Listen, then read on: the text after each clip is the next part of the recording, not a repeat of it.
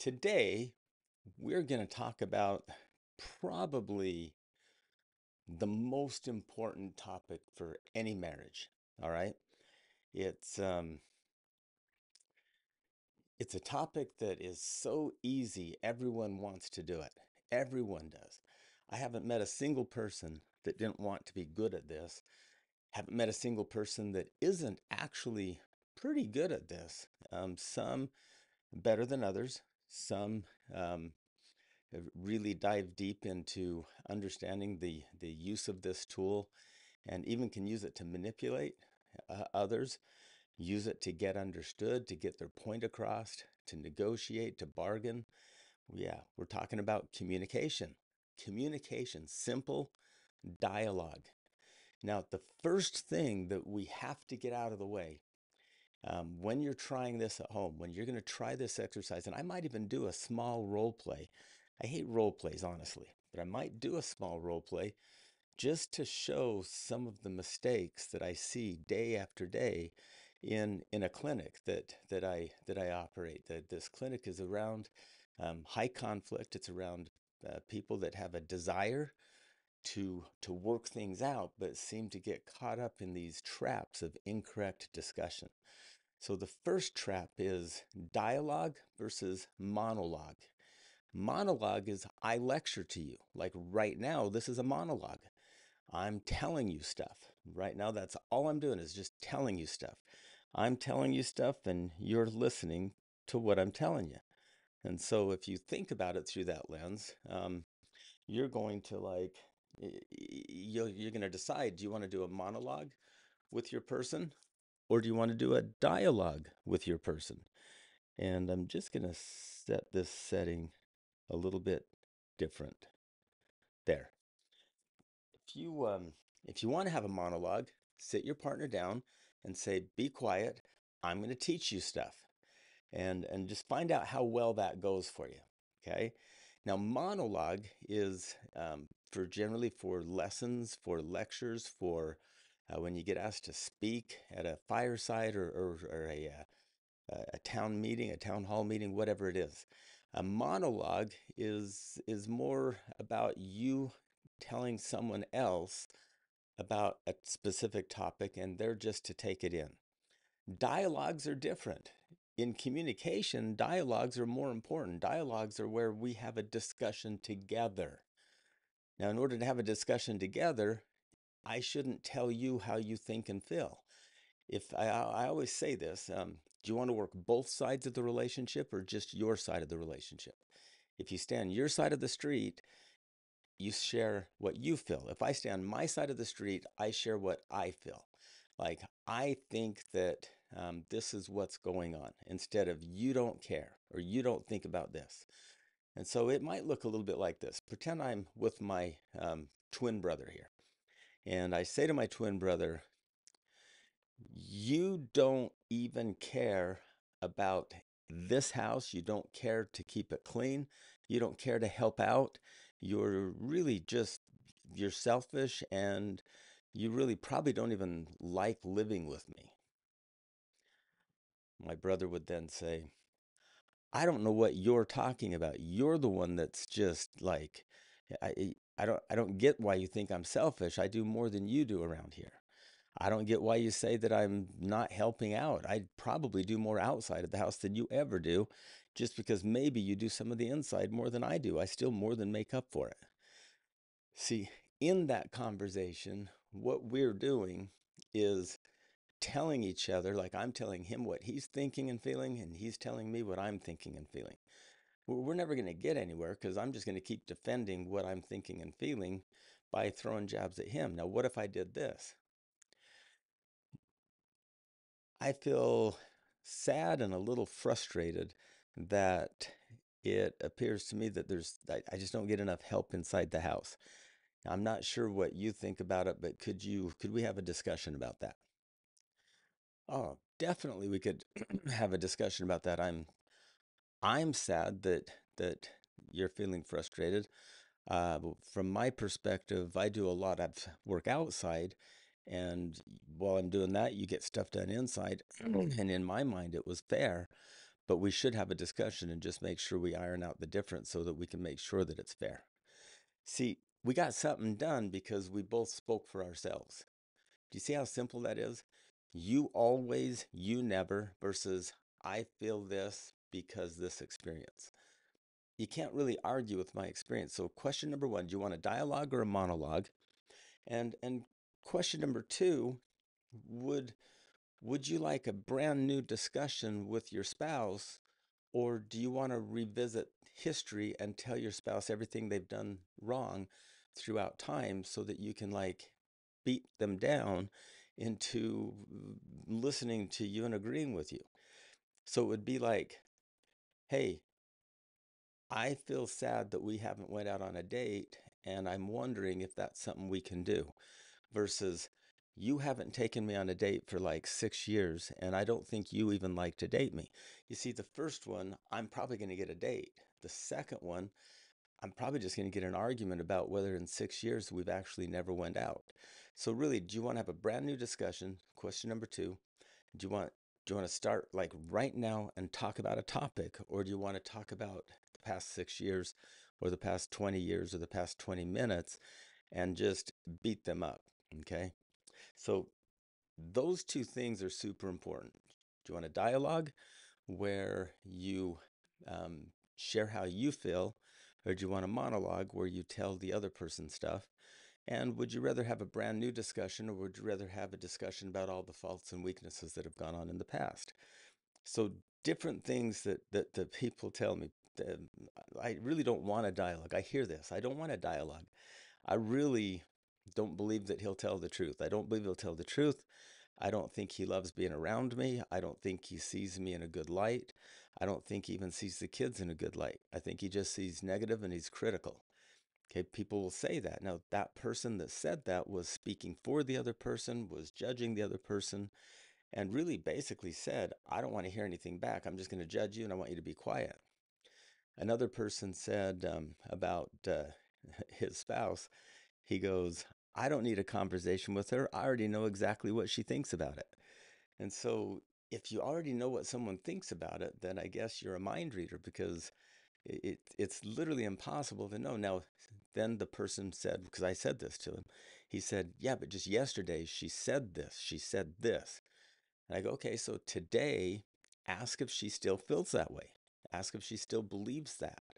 And you might have a whole new discussion, or it might have been flooded in anger, shouted something. It might have been a different context, but you probably need to start fresh each time.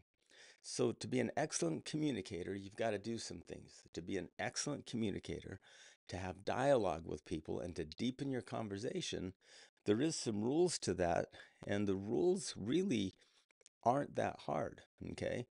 The rules to it, if you think through this lens, is I'm going to give you three specific rules and a couple of sub rules, but really three. These three things are really uncomfortable. To do these three things, it's like going from a pretty good communicator to a ninja like Olympic communicator. And all of you want to be ninja like communicators. You want to be like that communicator that is just like almost like a ninja warrior that can come in and just dialogue with someone until everybody understands each other and everybody feels better. And so in order to do that, you got to be uncomfortable. Number one, you got to drop all bias. You can't have a bias going in and screen everything the other person says through your bias. If you screen everything that another person says through your bias or through your opinion of them, you'll miss things. You'll miss that different point of view that they have. And I'm going to say this numerous times throughout this training. I'm going to say this numerous times throughout this training. I just said that twice. It is possible for two realities to exist at the same time. It's possible. It's possible for you and your spouse to have a different reality about what's going on. And I can't say that enough. And so many people just are so stuck on, no, my reality has to be real. Your reality is either a lie or a distortion, or you're trying to manipulate me. Now, I'm not saying there's not manipulators out there, but you probably ought to extend trust first and see where the conversation goes. So drop all bias. Don't screen through your bias. Clear yourself out of the way and actively listen. Number two, be vulnerable. Literally be vulnerable. Allow yourself to hear stuff that is different than your experience. That's vulnerable. If I'm saying it is really, really, really hot outside and I don't know if it's really even healthy to go outside in that heat, and another person says, "Oh, it is just wonderful out there. The humidity will like get your skin softened. It'll help your hair, and you can like jump in a cold pool and get out and then just kind of dry off slowly in the hot sun." See, we can both have a different reality. Or I do plenty of chores around the house. I feel like I'm working all the time. I feel sad that you're not helping around the house. Both of those realities can exist at the same time. A lot of it depends on where you come from, how you were taught. A lot of it depends on family of origins and rules. A lot of it depends on just your experience of the day. And so, everybody, if you could just drop bias that you have, be vulnerable enough to listen to a different reality. And then three, this one's really uncomfortable. Take turns, and when it's your turn, only share what you think and feel. Only share your belief system. Don't share what the other person believes. Resist the urge to tell the other person, to tell your spouse what they think and feel. Resist the urge to remember the last 20 years and remind them of all the things that they've said that are contrary to how they're seeing the world right now. Because they might have gathered data over the last 20 years. They might have gathered information from you just now, and they might have changed their mind about something.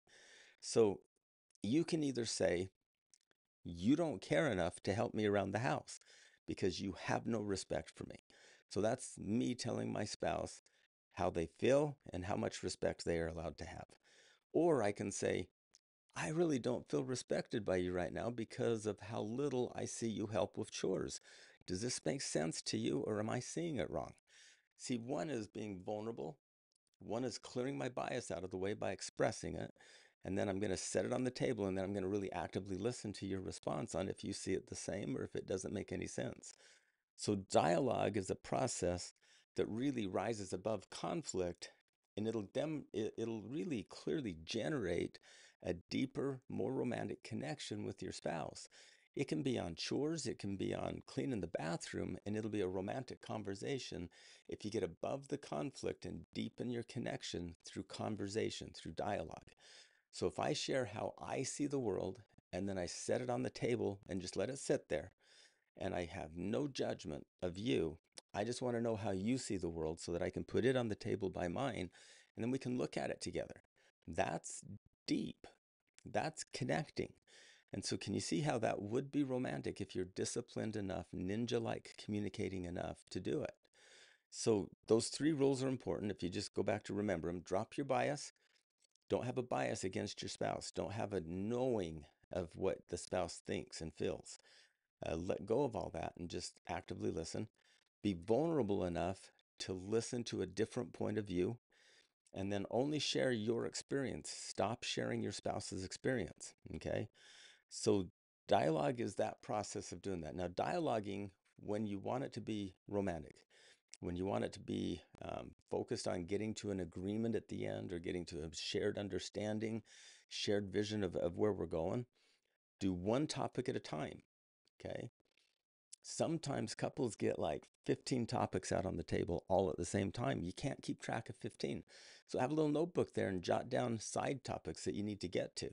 And you'll have time to get to all of them over time. And it's easier than the nonstop managing arguments. So agree one topic. Here's what we're both going to share on. No matter what I'm thinking about other topics, I just put them on the notepad and we stay on one topic at a time. Agree to talk one person at a time. Do not interrupt each other. Get an egg timer, a 3-minute egg timer with a little sound that goes through the 3-minute hourglass. Guess you can't call it an hourglass if it's a 3-minute timer, but not the point. Point is, turn that over, talk for 3 minutes, turn it over to the other person, talks on the same topic for 3 minutes if you have to. Otherwise, try to just let each of you exhaust the topic, like share everything you have on it and even deepen it a little bit. We're going to get into that in just a minute.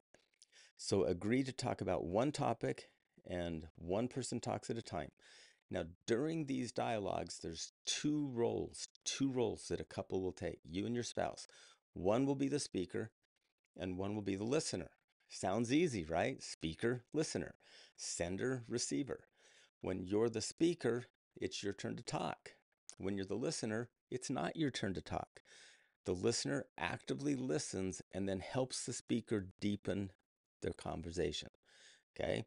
So there's four steps to this kind of active listening and active dialoguing. Okay. The first step, as the speaker is speaking, remember the speaker's only job is to speak on one topic. Okay. The speaker has one topic and their only job is to stay on topic. That's really hard for some of you. It's like, hey, I want to talk about chores and the fact that you haven't taken me on dates in like 6 years. And really, the fact that you haven't cleaned your car, you don't take care of stuff, you never help with the laundry, you don't do chores around the house, and you only work part time. And I know you keep quitting your jobs because you don't like your bosses, and all your bosses have been unfair, but could it really be true that every single job has an unfair boss? Okay, what are we talking about? Like, pick a topic there, right? What if we stay focused on first, let's talk about your career and let's just share with each other what I see and then I want to hear how you see your career moves and leave all the other stuff off the table. Okay. So speaker's only job is to do one topic at a time. The listener's job is to do four different things. It's called active listening, and there's four steps to active listening to deepen and become more romantically involved and connected. So the mirroring step, step number one, as the speaker is speaking, um, really either help them pause or wait till they pause. When the speaker pauses, take a moment and mirror back for understanding. So what I caught in what you just said is ba ba ba ba. And so you want to do that. And if the speaker pauses and says, does that make sense? Say, yeah, what I heard you say is, and it feels monotonous to you maybe. Some of you think it's just mimicking. So kindergartners mimic. You all will literally mirror back your understanding of what they said. That's called active listening. So if we stay with the theme of career, let's say, I might share, you know, I worry about how your career is going because it seems to me like you've quit quite a few jobs citing that your bosses are all just really horrible bosses. And I want to know, like, is it really true if we looked at it together that every boss has been horrible? Is there something going on there? Because I'm stressed about our finances. Well, I appreciate you bringing it up, but what I hear you saying is that you're stressing about me quitting jobs and it's causing you to fear our finances. And you're worried that maybe, I sense that you're worried that I overjudge my bosses and maybe quit too fast. Is that true? Yeah, that's kind of what I'm thinking. And here's some more. So active listening is where you mirror back what you heard for understanding. Now, if it wasn't understood, I would clarify some things. So mirroring back. Number two job of an active listener is to deepen the conversation. So listen for hot buttons. Listen for things that the speaker says that has a little bit more um, feeling, emotion, a little bit more emphasis. They might have a different timbre of their voice when they say it. There might be a micro expression of fear, sad, joy. Really listen to the words that they say and how they say it, and and then visit those again. Empathize with their responses. Like during this, there's a whole empathize section here, but during the deepening of the conversation, it would be, I can see that it feels to me like you had a sad look on your face. And I understand that maybe this topic of career is making you feel a little bit insecure, a little bit sad because I know you want a career and I know that you want to do well. I'm just curious, what's right underneath that sad? Like, where did that come from? Or am I seeing it wrong? See, that's now asking to go deeper on something I witnessed. So I witnessed just a little bit of a sad look on my spouse's face. And in that, I ask them to just explain the sad to me, or if it was even sad that I witnessed, okay? So ask that question, use some empathy, get them to go a little deeper. Ask a question on topic that goes one layer deeper. So when I hear you talk about your career, I'm the listener, okay? When I hear you talk about your career, I can see some just some frustration, maybe even a little sad. Can you tell me what's driving that? Is it because I'm asking this question? Am I doing it wrong? Or is there something else going on? See, that's going to help them go a little deeper on what they're speaking about. And then do this 3 different times. Just practice doing this, taking it a little deeper 3 different times as they share. So when you mirror back, take a moment and ask a little bit of a deepening question to get them to go deeper. So you're saying, here's what I hear you saying. Can you tell me a little more about this? Here's what I hear you saying. Express that. Can you go a little bit deeper on that for me so that I can really understand you? Or you can say, is there anything else on that piece right there that you feel like you missed? Can you see how the listener is encouraging the other person's point of view, not agreeing, not saying that they're seeing the world correctly, but getting them to share their world? That's the important part. Okay. So mirror back, number one, deepen the conversation that as you mirror back, ask them some layered questions to get them to go a little deeper, and then validate what's being said. Now remember, validating what's being said isn't agreeing with what's being said. The listener would then, without judgment, without trying to get them to say anything different, say, I hear what you're saying, and that must be painful. That must be difficult. Or, okay, that makes sense what you're saying. Yeah, that's validating. That makes sense. That's validating. I hear that you're frustrated just like I am. That's validating. So validate them. No judgment. No validating like this.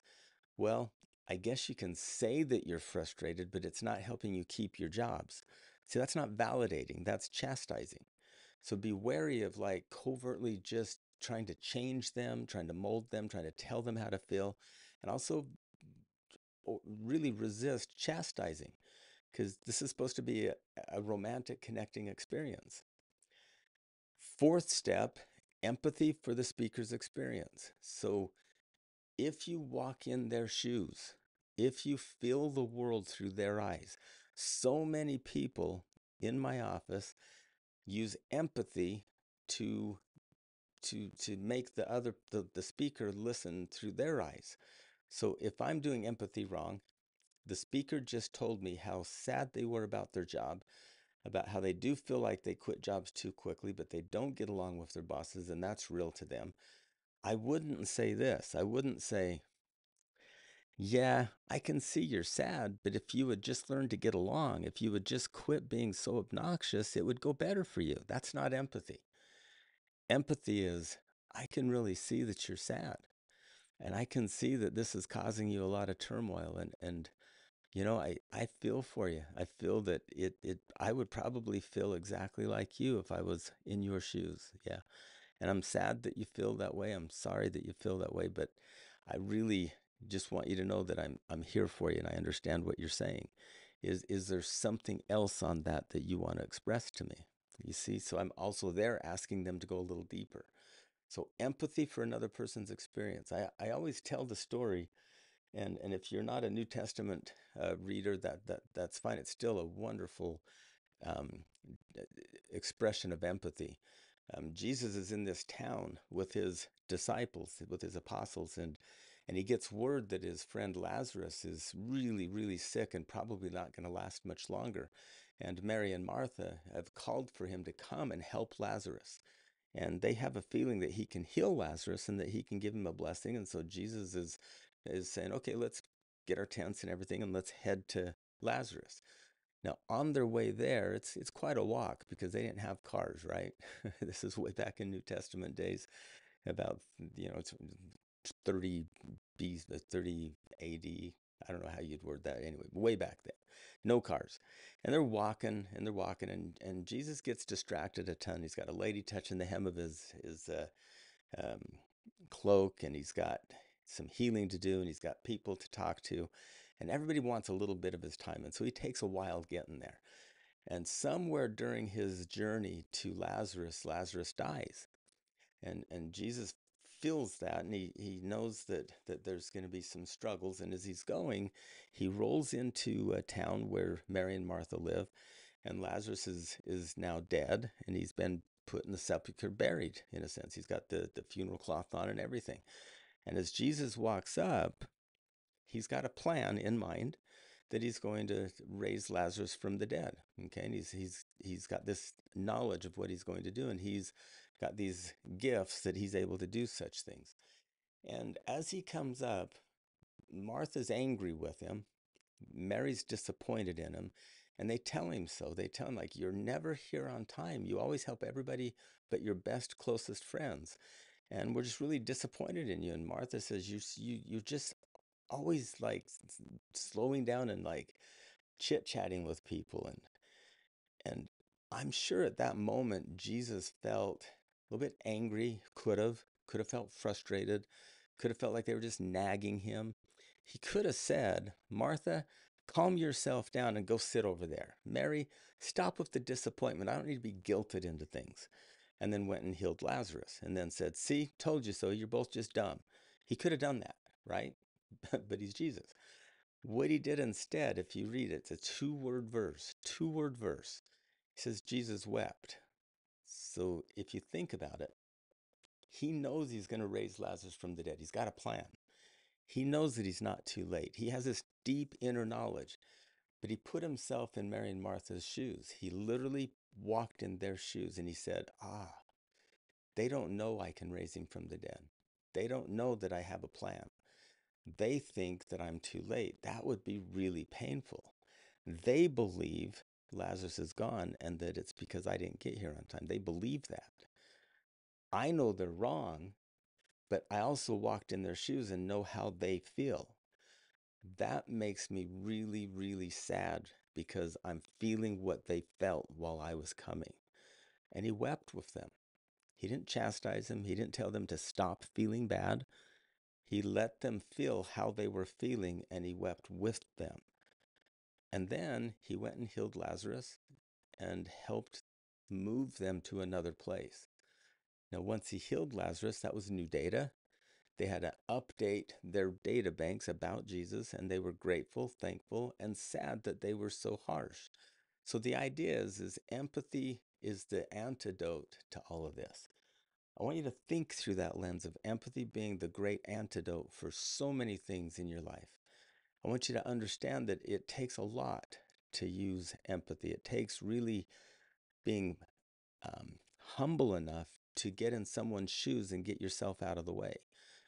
I feel like you shouldn't be mad at me is not empathy. I feel like you're being unreasonable isn't empathy. Oh, I'm walking in your shoes, seeing it through your eyes, and that would be really difficult how you're seeing it. And I'm with you there. I can feel it with you. I'm sad with you. I'll weep with you. That takes humility, takes a lack of ego. It takes you clearing your pride out of the way. So we've got the mirroring back as the listener, expressing what you heard them say and go for understanding. Deepen the conversation, 3 steps by listening for hot buttons to just ask a question about, by paying attention to micro expressions, to the timbre of their voice. Like, when you said that thing about this, you had a sad look. Is this making you sad? And get them to just talk a little bit deeper. And if they're expressing sad, say, tell me with that sad, what is the story? What are you thinking about it? So number 1, mirror back for understanding, deepen the conversation, 3 stages, and just practice 3. You don't have to do 3 all the time, but practice 3. Validate what they're saying without judgment. You're not saying they're right. You're validating that this is what they're saying. You're getting you out of the way as a listener. And then empathy. Empathy is where you walk in their shoes, see it through their eyes, not your eyes. See how listening requires you to listen to respond, not plan your response. And so you're listening to every word, you're watching every micro expression, you're noticing them. You're not looking out a window. You're not biding your time while they're speaking till it's your turn. Empathy means really hearing them, understanding them, and seeing it through their eyes. Now, those 4 steps are such a key for the listener. Once the listener has empathized, you flip places. The speaker becomes the listener, and the listener becomes the speaker. And the speaker will do everything for the listener that the listener did for the speaker. Go through every one of those steps. Now, here's the truth. Here's what I fear. So many couples, the love has gone so cold that all they feel is contempt for each other. If you can't clear contempt out of the way, you will never feel the empathy required to find this connection, to find love. And so know that if you have contempt, it's yours. You have to repent of your contempt. No matter what your partner's done, you can't generate constant contempt for them and repair it. And then it becomes your problem. So contempt requires you to lose defensiveness, to lose all defensiveness. It requires you to become learned in how they see the world. And you must be humble enough to repent and like the other person. You have to like the other person or you'll never do this. And so if you can't get out of that cold, love waxing and waning into this chilled area, if you can't get out of that, the marriage isn't going to work. And there's just all the therapy in the world isn't going to help. All the therapy in the world won't make contempt go away. You have to make contempt go away by changing your mind. Empathy is going to help. If you can find empathy, that means you have to lose all ego and really hear the other person, even if they are talking contrary to your belief. And you have to own that 2 realities can exist on the same topic. You have to own that. And you have to allow them to lie to you. Like if they're going to lie, it's on them. But you go into it believing them. You go into it believing that what they're saying is in that moment true. And you're going to help them own that truth by really like deepening your understanding of it, understanding the context of it, and walking in their shoes. Let's see how it goes, and shoot me some messages back in the message column, and we'll see where this goes for you. Talk to you again.